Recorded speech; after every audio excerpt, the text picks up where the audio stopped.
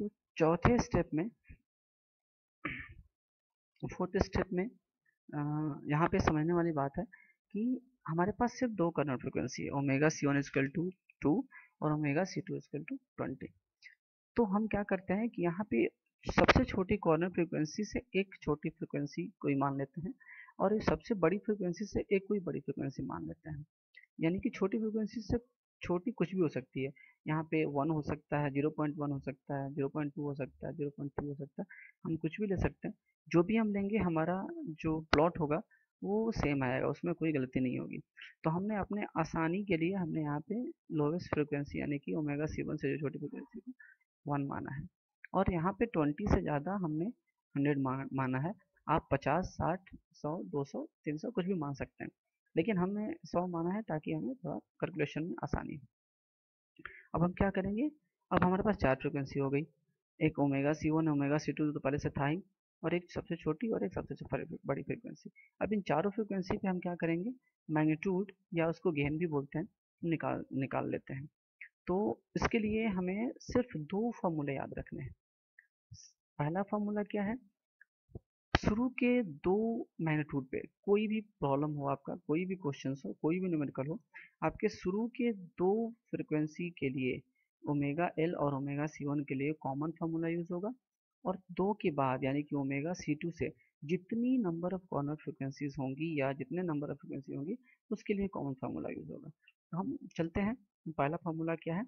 So omega L magnitude at omega L is equal to 1 पे 20 log first term, mod of first term रखा है क्योंकि हमें negative term नहीं लेना है, और हमारा at omega is equal to 1।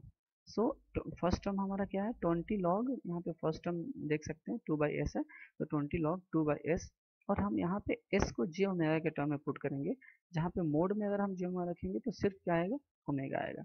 तो इसको हम लिख सकते हैं 20 लॉग 2 बाई ओमेगा, और यहाँ पे ओमेगा की वैल्यू क्या पुट करेंगे, 1। तो हमें क्या मिला, 20 लॉग 2 डिवाइड बाई 1, यानी कि अगर इसको हम कैलकुलेट करेंगे साइंटिफिक साइंटिफिक कैलकुलेटर से, तो हमारी वैल्यू आएगी 6 dB। यानी कि फर्स्ट फ्रिक्वेंसी पे हमारी मैग्नीट्यूड की वैल्यू, गेन की वैल्यू आ गई 6 dB डेसिबल। अब सेम फॉर्मूला रखेंगे सेकंड के लिए भी। तो magnitude at omega C one is equal to 2 पर 20 log again first term 2 divide by omega, और यहाँ पे क्या रखेंगे, ओमेगा इजकल टू 2, क्योंकि omega C one is equal to कितना है, 2। तो 20 लॉग 2 डिवाइड बाई 2 करेंगे तो 20 लॉग 1 आएगा, और 20 लॉग 1 की वैल्यू आ गई 0 डेसिबल। अब नाउ थर्ड फ्रीक्वेंसी से हमारा फॉर्मूला चेंज होता है, यानी कि omega C two is equal to 20 से, और ये फॉर्मूला सबके लिए अब ऐसे ही रहेगा, यानी कि इसको लिखेंगे change in slope between omega C one to omega C two, क्योंकि ओमेगा सी वन तक तो हमने निकाल लिया, इसके आगे यहाँ तक स्लोप क्या होगा। So change in slope between omega C one to omega C two into log modulus of omega C two by omega C one. तो और प्लस जो प्रीवियस हमारा मैग्नीट्यूड आया है, प्लस ओमेगा सी वन, तो omega C one की value हमारी 0 आई हुई है। हम क्या करते हैं कि ये वैल्यू हम पुट कर लेते हैं, omega C two equal to 20, तो चेंज इन स्लोप ये -40 कैसे आया, मैं एक बार हम देख लेते हैं। तो यहाँ पे हमारा चेंज इन स्लोप, ये हमारा स्लोप एंड स्लोप टेबल है, इसमें देखते हैं ये ओमेगा सी वन की वैल्यू और ओमेगा सी टू की वैल्यू। तो ओमेगा सी वन से लेके ओमेगा सी टू तक हमारे जो स्लोप रहेगा वो -40 रहेगा, और ओमेगा सी टू से आगे की तरफ जो भी फ्रिक्वेंसी होगी उसका हमारा स्लोप क्या रहेगा, -60 रहेगा, और ओमेगा सी वन से पहले, इसके पहले हमारा स्लोप जो क्या रहेगा, -20 रहेगा। तो इसका मतलब यह है कि ओमेगा सी वन से ओमेगा सी टू के बीच में हमारा स्लोप, चेंजिंग स्लोप -40 होगा, और ओमेगा सी टू से आगे ओमेगा एच तक हमारा स्लोप, चेंजिंग स्लोप क्या रहेगा, -60 रहेगा। तो इसलिए हमने क्या रखा, चेंज इन स्लोप में हमने रखा -40 लॉग, और ये हो गया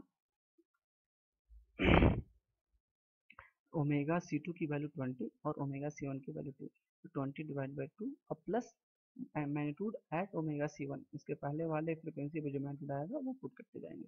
तो 0 dB आया तो यहाँ 0 dB पुट कर दिए, तो -40 लॉग 10 इजिकल टू हमें कितना आ जाएगा, -40 dB पर डिकेड, यानी कि third frequency omega C two is equal to omega C2 का मैग्नीट्यूड वैल्यू आ गई -40 dB। अब हम हाईएस्ट फ्रिक्वेंसी जो बची है उसको निकाल लेते हैं। तो ओमेगा एच यानी कि omega at high frequency is equal to 100 पे सेम फॉर्मूला रखेंगे, change in slope between omega C2 to omega H हो जाएगा और into log omega H divide by omega C2 plus हम मैग्नीट्यूड रखेंगे इसके पहले वाला जो मैग्नीट्यूड आया हुआ है at omega is to magnitude at omega C2। तो हमें क्या मिलेगा, क्योंकि चेंज इन स्लोप मैं ऑलरेडी बताया आप लोगों को कि अभी कितना हो जाएगा -60 लॉग और ओमेगा एच की वैल्यू 100 है, ओमेगा C2 की वैल्यू 20 है, तो 100 डिवाइड बाई 20 और प्लस मैग्नीट्यूड जो आया हुआ है वो -40 आया हुआ है ओमेगा C2 पे, तो हम -40 ऐड कर देंगे और हमें जो टोटल वैल्यू मिलेगी वो मिलेगी -81.95 dB, यानी कि अप्रॉक्स -82 dB के आसपास। ये -60 गलत से लिखा हुआ है, तो इसे आप लोग कंसिडर मत कीजिएगा। This is -81.9 dB is the correct answer. अब इसके बाद ये हमारा मैग्नीट्यूड प्लॉट का सारा डेटा निकल गया, जिसको कि हमने एक टेबल के थ्रू यहाँ पे दर्शाया हुआ है कि ओमेगा यानी कि फ्रीक्वेंसी और उसके कॉरस्पॉन्डिंग हमारा मैग्नीट्यूड क्या आ रहा है, यानी कि omega L is equal to 1 पे हमारा मैग्नीट्यूड 6 dB आ रहा है, omega C1 is equal to 2 पे 0 dB आ रहा है, omega C2 is equal to 20 पे -40 dB आ रहा है और ओमेगा H इक्वल टू 100 पे -81.9 dB यानी कि -82 dB आ रहा है।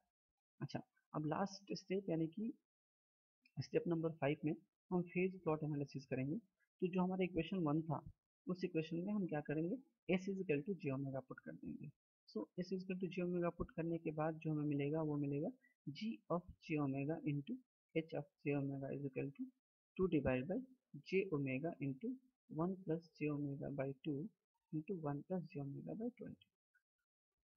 ठीक है, अब हम क्या करेंगे, इसका एंगल निकालेंगे और हमने ये एंगल निकालना आप लोगों को पहले ही बता चुका हूँ अपने पहले बॉडी प्लॉट के वीडियोस में। उसमें हम क्या करते हैं कि जो भी इंडिविजुअल टर्म होता है यानी कि 1/s का टर्म होगा उसके लिए -90 डिग्री एंगल होता है और 1/s² होगा तो -180 डिग्री। अगर s होगा सिर्फ यानी कि न्यूमरेटर में s की वैल्यू होगी तो +90 डिग्री और न्यूमरेटर में अगर s² होगा तो +180 डिग्री। तो चूंकि यहाँ पे s का टर्म यानी कि जे ओमेगा का टर्म डिनोमिनेटर में है तो इसलिए -90 डिग्री होगा और यहाँ पे ये जो टर्म होगा 1 प्लस जो टीवीएस का टर्म है इसको हम लिख सकते हैं x प्लस जे वाई और हमें पता है कि x प्लस जे वाई का मैग्नीट्यूड जो होता है tan inverse y by x के बराबर होता है, यानी कि y का टर्म्स ये ओमेगा बाई 2 डिवाइड बाई 1। तो चूंकि ये सारे डिनोमिनेटर में है इसलिए सब पे निगेटिव साइन लगेंगे और अगर ये न्यूमरेटर में होता यानी कि ऊपर की तरफ होता तो इसमें सब में पॉजिटिव साइन लगता। तो इसलिए अगर हम एंगल इसका लिखेंगे तो हो जाएगा -90 डिग्री माइनस tan इनवर्स और ये ओमेगा बाई 2 और ये -tan इनवर्स ओमेगा बाई 20। इसको हम इक्वेशन नंबर 2 मान लेते हैं और एक हम टेबल बनाते हैं जिसको कि हम वैल्यू ओमेगा के वैल्यू पुट करते हैं इस इक्वेशन नंबर 2 में और उसके कॉरस्पॉन्डिंग हम डिग्री निकालते हैं। तो बहुत सारे स्टूडेंट्स का क्वेश्चन आता है कि सर हम ओमेगा की वैल्यू कैसे डिसाइड करेंगे। हम ओमेगा की वैल्यू रैंडमली कुछ भी पुट करेंगे। फॉर एग्जांपल के लिए हम ओमेगा इक्वल टू क्योंकि हमने 1 से स्टार्ट किया है तो हम 1 पहले पुट करेंगे और पुट करके देखेंगे कि हमारी वैल्यू कितनी आ रही है इसमें। तो जब हमने ओमेगा इक्वल टू 1 पुट किया तो हमारी वैल्यू -119 पॉइंट यानी कि 119.4 डिग्री आ रहा है। तो हम क्या करते हैं उससे एक आध पहले यानी कि हमने 0.1 भी कंसिडर कर लिया है क्योंकि हम ओमेगा की वैल्यू इस तरीके से पुट करेंगे ताकि फेज की जो वैल्यू है वो मिनिमम -90 से लेके और मैक्सिमम -180 प्लस यानी कि -190 या -200 -220 के आसपास तक लेंगे। अगर ओमेगा की बहुत सारी वैल्यू पुट करने के बाद भी फेज की वैल्यू यानी कि फाई की जो वैल्यू है वो -180 प्लस नहीं आ रही है तो हम स्टॉप कर देंगे।